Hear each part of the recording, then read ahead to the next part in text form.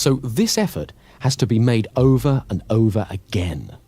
At first, it's quite unnerving to discover how easily we can be distracted. But if we repeat the effort over and over again, we gradually find that we affect our patterns of association and also increase our powers of concentration. There's one very important way we need to make this effort. Nowadays, the atmosphere of ideas in which we live is very busy. Messages bombard us from all sides, and not all of them are very healthy. On television and radio, we're asked to buy far more than we can afford, and the news is always full of doom and disaster.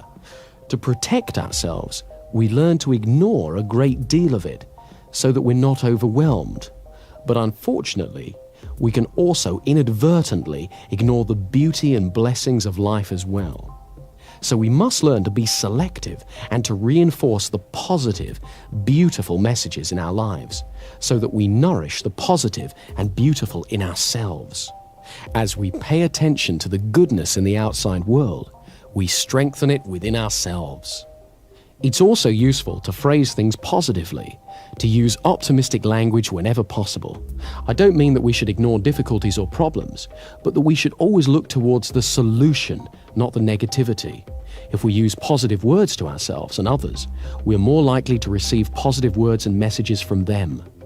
Try to avoid putting people down or putting yourself down. If you want, you can make a game of cleaning up your language. Do it by yourself or with a friend. Watch out for negative phrases like "I can't," or "I shouldn't," or "I'll never," or "I'm just not very good," or starting sentences with "but" or "no." Whenever you hear yourself or a friend use a phrase like that, stop and rephrase it in positive terms. For example, instead of "I can't do such and such," use "I can learn how to do such and such," or "I haven't learned to do such and such yet." There's no fixed meaning in life except the meaning that we bring to it. So let's make your life brighter by looking at things that you've got going for you. Positive thinking becomes a self-fulfilling prophecy. Every time we pay attention to something, we energize its presence within us. If we pay attention to negative thoughts, we just make them stronger, so they crop up more and more often. But when we pay attention to positive thoughts, we strengthen them so that they return to our consciousness more and more often. Whatever you pay attention to returns to your awareness more and more frequently. So it's vitally important to acknowledge and concentrate on your successes, great and small, and what's really healthy and rewarding around you. Remember, you always get more of what you focus on in life.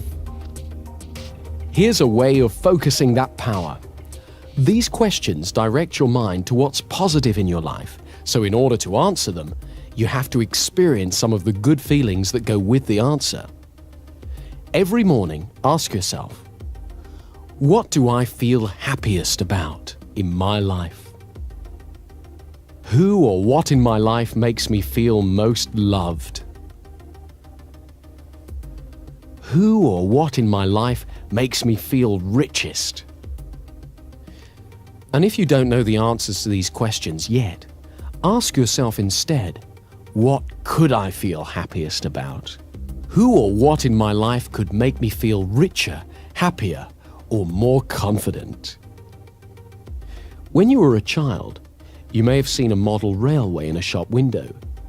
The train would go round and round the window, across the front and into a tunnel, and then out of the tunnel on the other side, across the front of the window, back into the tunnel, and so on. The conscious mind is a bit like the window.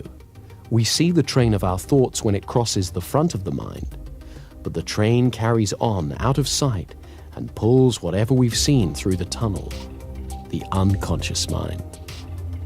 If we put positive thoughts onto that train when we see it, when it's in our conscious mind, it will automatically take them into the unconscious mind again and again. So whenever you think of yourself, think of your successful self, and the automatic, incessant train of our thoughts will take that positive picture of yourself to your unconscious, and slowly but surely, your fundamental view of yourself will improve, and it will become natural to think of yourself as successful, competent, and confident. Another part of making room for confidence in our life is accepting that there is risk. This may sound odd at first. After all, we often wish that we had so much confidence that we could avoid risk. But confidence isn't knowledge. If we know we can do something, we don't need confidence. We can just do it. We only have confidence if we are not entirely sure, not 100% sure of success, and yet we still have a go. That's the essence of confidence. When there's no risk, there's only certainty. Confidence only comes when there's risk. So we must embrace the risk, recognize it, and realize that it has a place in your life. In fact, it is because of the risk that you can value your achievements, because you achieve them in the face of risk. This is why you can feel good about every step on your path to confidence. Each step is a risk, however small. And as you get used to having confidence, you will realize that you get used to having risks. Risks don't go away. We just learn that we can face it and deal with it. And as we do so, we become more powerful. We learn we can achieve our goals, and we become more confident. Let me show you one more thing that increases your confidence, and it's great fun as well. Think of somebody now with whom you don't feel confident. Imagine them walking in your front door. And imagine they've got a red clown's nose on their face and an orange wig on their head. Or shrink them so they're about 12 inches tall. And call to mind the way they talk. If, for example, it's an authoritarian sort of voice, "You stupid, useless person." Make them sound like Mickey Mouse. "You stupid, useless person." Oh, make them have a sexy voice. "You stupid, useless person." Really enjoy making them as ridiculous as you want and get used to this way of seeing them, even when you meet them face to face. You'll find it's great fun, and it really changes how you deal with them. It's very empowering and enjoyable to look forward to the success in our future, and the more we get used to it, the more it happens. I'd like you to close your eyes now and fantasize how things would be in an ideal world. Imagine your dreams have come true. You're doing exactly what you want to do. All around you, you can see exactly what you'd like to see. Everything you hear is perfect, and you enjoy what you feel. And as you do this, where in your body does it feel best of all? Locate the feeling and give it a color. Imagine that color glowing there within you. Now, begin to move that color all over your body and spread that fantastic feeling throughout you. Let it permeate your body. Notice how wonderful you can feel just by using your mind like this.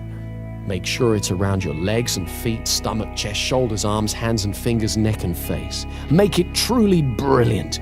Turn up the brightness, feeling joy and energy surging within you. Now double the intensity of that color again and keep that feeling within you. Wonderful, brilliant, bright, fantastic.